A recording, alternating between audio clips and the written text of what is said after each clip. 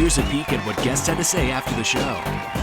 Okay, on the internet, Jeremy, what do you believe would happen to Glenn Greenwald if he would return to the U.S.? Yeah, Well, what would happen there? Well, I mean, what we've seen over the past 2 weeks is an escalation of the threats against Glenn and Laura Poitras. I mean, you have James Clapper, the director of national intelligence, calling them accomplices to a crime.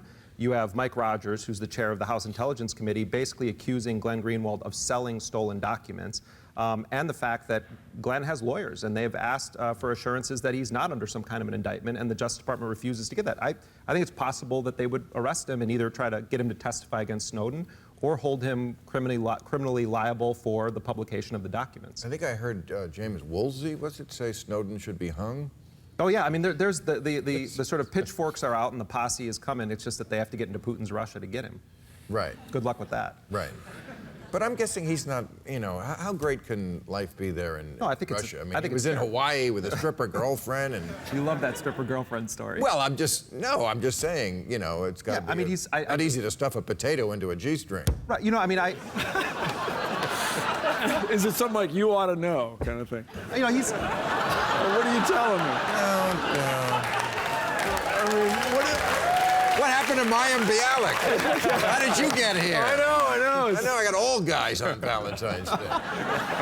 This is very un-Bill Maher-like. I'm used to seeing, you know... Yeah, shut up.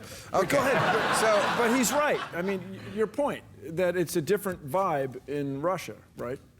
And is that going to get in his head after a while? Yeah, no, I mean, I don't think he's living comfortably there at all. And the question is going to be whether he comes back to face trial, in which case every lawyer in the country would want to represent him, and it would be an epic trial, given that everyone now knows that there definitely were abuses revealed because of his actions. Eric Holder says we won't give him the death penalty. He's probably facing life in prison if they convict him here, and so his choice is either stay in Moscow and have a life, or come back to the U.S. and face life in a jail cell. Okay. Bill Nye, how can we get more students interested in STEM careers? STEM is... Science, technology, engineering, and math. It's all one word anymore. So... Wow. Invest in space exploration. Like a disc jockey career. Invest in space exploration and invest in infrastructure. But space exploration? Yeah. Because that'll get people interested, that fires the imagination? It fires the imagination. The two deep questions. Where did we come from, and are we alone? Everybody's asked those questions, including those people that I debated or was around in Kentucky. And this is, seriously. And when you want to answer those, they're trying to answer the same question. Where do we come from? I mean, thoughtlessly. Bill, But really. There's a book that documents that, Bill. Yeah. So, I love that.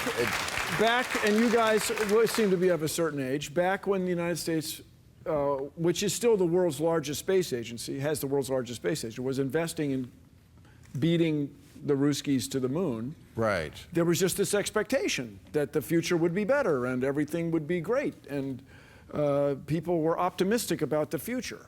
And that's the nature of space exploration. But Bill, don't you think we don't know enough to really do space exploration right? I mean, we can't really even get to Mars. Mars is hard, man. But Mars is relatively close. Oh, we can get to Mars if I can use the old expression, threw money at the problem.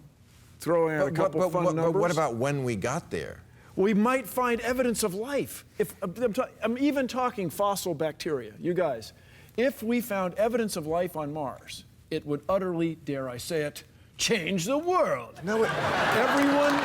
Why would it change the world if we found bacteria? First of all, we know what Mars' surface looks like. There's obviously no life there that we could, shake hands on the places that are safe to land on a budget, we know that there's no life. So what if there's bacteria on Mars? Well, does it affect your life? A bunch of nerds would high-five at the Space Center. Yeah, we would. And then nothing would change. Nothing would change. Let me say, shooting from the hip, it might revolutionize medicine.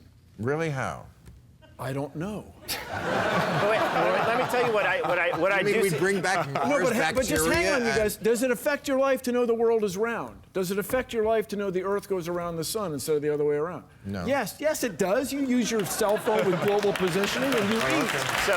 You're right. And you get on a plane and you fly a great circle route.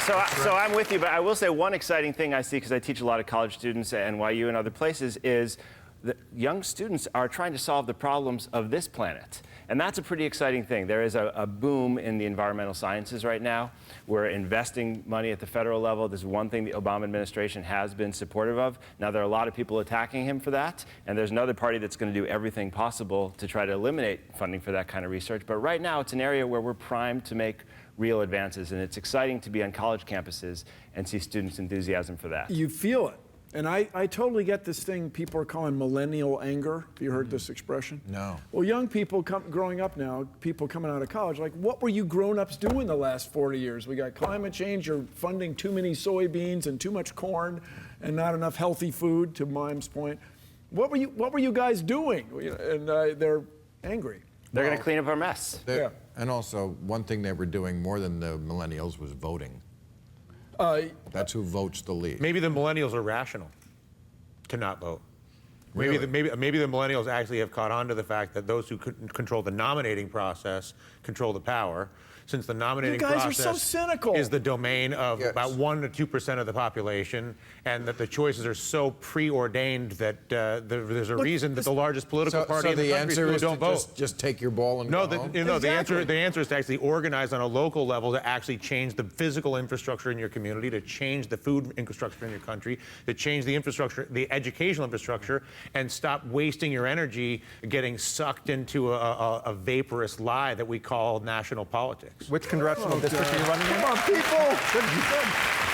I would never run in my life. What's the alternative? The alternative, I just that described is- the alternative. The alternative is local engagement around core resources. Well, you gotta housing. vote. No, why? I don't think you do. Why?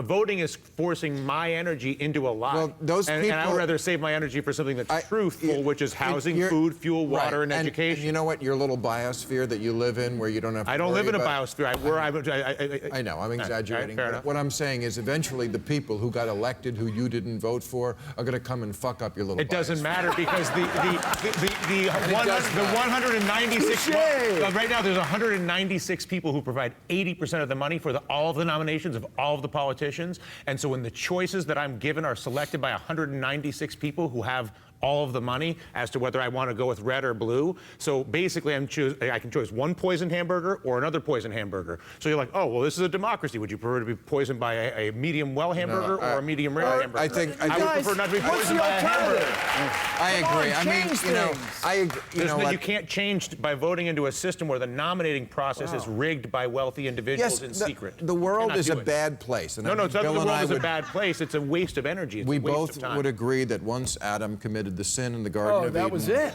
That was it. The capital we T, are, that we have agreement after little all. fucked. But given that system, given that we live in this fallen world, Yes. right? You do have to make choices, and You can, and the world and the country is a lot better because Obama, as flawed as he is there instead of McCain and Mitt Romney. There are so many actual differences. I would say it's actually the banking is identical, the energy is identical, the military is identical. The energy I would is say not identical. The rate Obama of decline may not be as fast. In other words, one person is killing me with a fork, the other one would shoot me in the face. They're both killing me. I don't want any part of either. look, No, The actually, I'd reason- rather be stabbed with a fork Okay, well. than shot in the head. I enough. could survive people- that, and yes, I would. The reason people still want to move to the U.S., and it's so very easy to be cynical. I get the I'm feeling. not cynical. Oh, I feel no, I don't no. know. I'm rational. Is because our laws are a little better. I'm not an attorney, all right, but I've met them. You mean our laws, our campaign finance laws you're referring to? That's exactly what I'm talking about. No, that's not what I'm talking about. You do, most people have rights. Most people, it's a little better here than a lot of places, as screwed up as it might be. Right. I'm staying out of this only because I don't want to be the guy arguing with Bill Maher. Well, argue with me. Every kid will demonstrate against me in America. No, you're a hero, man. No, Get no, him no. done. Happy Valentine's Day, All right, everybody. Thanks for Happy coming. Valentine's Day. Real Time with Bill Maher. Ask Bill and his guests your questions right after the show at HBO.com or on Twitter.